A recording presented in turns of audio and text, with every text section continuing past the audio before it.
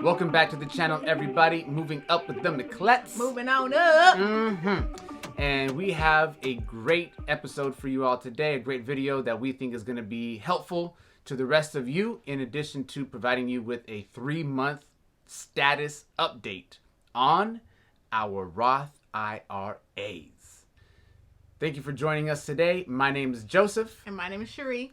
And I must say, you're looking quite beautiful. Thank you. You look rather dapper yourself. I'm feeling the red lips, the pink lips. Yeah, so in a previous video, we did state when we had first started our Roth IRAs that we would be trying to give a 3-month update in regards to the stocks that we put into the Roth and any ETFs and things of that sort. And also to kind of give, an idea of who was doing a little bit better or, whatever the case may be. Now, I will say, this has been a learning experience as we have tracked our Roth growth over the last 3 months, because back in January, I was kicking somebody's butt over here. And as we all know, some things have changed in the market since the middle of February. We are in what they call a correction.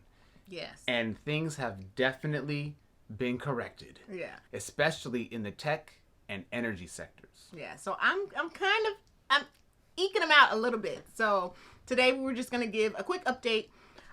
So every month we put in $500 to both of our Roths. We're trying to just keep it balanced throughout the year. So just $500 to equal up to our $6,000 that you can put into your Roth. We'll start with my account first. So once again, we put $500 in at the beginning of the month, and we did January, February, March. And so far, my returns have been about 4.44%. And I know you're probably thinking that's not a lot of money, but it's only been 3 months and the market is still kind of correcting itself.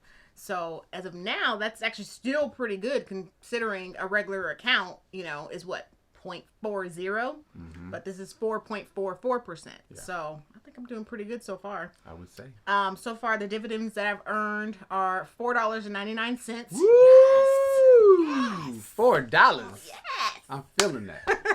The two top ETFs that have provided me more gains so far. So the first one is VOE, which is a Vanguard Mid-Cap Value ETF. So far it's gained about 15.58%. It's only allocated about 4% of my total portfolio, which I think is actually really good. The second ETF that has brought me the most gains so far is the Vanguard S&P 500 Value ETF. So it's not the standard S&P 500. It's the Value ETF. So the ticker is VOOV. The gains that I have received from that one so far is 13.61%. And I have an allocation of 5% going to that one. So now I'm going to discuss the ETF that has provided me or has lost the most so far. And it's the PBW, which is the Invesco Wilder Hill Clean Energy ETF. And, right now it's down about 18.95%. Struggling. Yeah, it's struggling. It is only allocated at 4%, but, learning experience. Yeah. And at this time, you can kind of go back through and see if you want to reallocate or, increase, decrease, things of that sort, and just see if you want to add more to your portfolio. So that's what I think is really cool about M1 Finance. You're in charge of it, and you're able to go and say, okay, I don't want this anymore. I want to decrease the allocation. I want to increase it. Just whatever fits you, as long as you're doing your research and determining why you want to do that, it's up to you. And also, you can't really blame anybody else because you're in charge of it. Yeah, as long as it fits with your investment plan. Like Sherri said, you can do your partial shares, you can do your allocation percentage, or you can add more stocks and ETFs to your portfolio and decrease and increase as you go. So, that's definitely a benefit to M1 Finance. And for me right now, I have 22 positions in my portfolio. So still debating if I want to add more or keep it at what it is. You have that many? Yeah. Damn. Okay. Pretty good so far. but just it's a slow race, slow and steady, and just going to keep going. And if we can speak to your growth as well, however, the amount of growth that you've had, right? 15%, 13%. When you think about it, Yeah. over time, if you can maintain that, that's a great amount of return. And when you average out the losses with the wins or the losses with the gains, and you're still at 4.44% over the course of the last 3 months, that's pretty dang good. Yeah, especially over 3 months. Yes. Like I said, considering most accounts for the entire year only offer you 0.40, Exactly. and that's even on the high side. Exactly. It's normally like 0.001 or something crazy like that. All right, so now for my Roth portfolio, let's take a look at the percentage gained over the last 3 months. Currently, I'm sitting at 3.54% gained, which is not quite the 4.44 that Sherri over here has been able to earn. However, I will say this. Back in January, my gains were a lot higher than hers. Back in February, my gains were a little bit higher than hers and then started to dip. So that's one thing that I want to speak to is we've learned that, once again, anything can happen in the market. And you're going to have your gains and you're going to have your losses. You're going to have your green days. You're going to have your red days.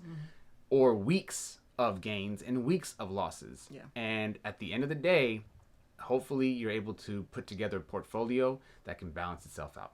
The amount of dividends that I have earned to date over 3 months is $4.49. So once again, Sherri got me on the dividends. So Just a little bit. I guess it's fair to say that here we are going through March, entering April. She got me. She got me. So I give her props. All right. Moving on to the top earners. My top earners are a little bit different than hers with one similarity. I also have the VOE ETF, which again is the Vanguard Mid Cap Value ETF, and that got a 15.6% gain. Now, for me, I have that as 6% of my portfolio allocation, whereas Sherri's is 4%. And so our gains are going to be slightly different, right? My second top earner was SDY, which is the SPDR S&P Dividend Fund, or the S&P Dividend ETF. That earned 14.9% gains, which is also 6% of my portfolio allocation. So my top earners are a little bit higher in allocation in my portfolio than they are in Sherri's portfolio. Now, my bottom earners, or my lowest growth at this point, one of which is very close to my interest, and that is ARK-K, which, if many of you follow the ARK fund and you follow the various ARK ETFs, you know what that one's all about. And right now, it came in as a 15.49% loss. That's right, 15.4% loss. And that is 6% of my allocation in my portfolio. Again, the ARK-K is the ARK Innovation ETF. My other lowest performer is the PBW, which is the Invesco ETF that Sherri also had. And again, tech and energy are getting hit hard right now. So in my portfolio, the losses on that was 17.68%, which again is 6% of my portfolio. So between Sherri and I, we have different allocations, and that's why the losses in my portfolio with this one here is a little bit more heavy, right? Which again is a good thing because M1 Finance allows you to separate and have complete control of your portfolio. And so that's going to give me the opportunity to go in and either invest more into these bottom earners because now the price of the share has dropped, or I can go and reallocate and invest in something else. Yeah. So again, these are long-term investments for us. And because this is our retirement fund, We definitely want to hold on to this for as long as we can, obviously, and see the growth and invest in it all the way through as we can and adjust where we need to. But again, we're on a mission, and that mission is to not only provide for ourselves in the long run with retirement, but also to provide for our family, provide for our kids, and establish and build that generational wealth. Can't win if you don't put in. I like that.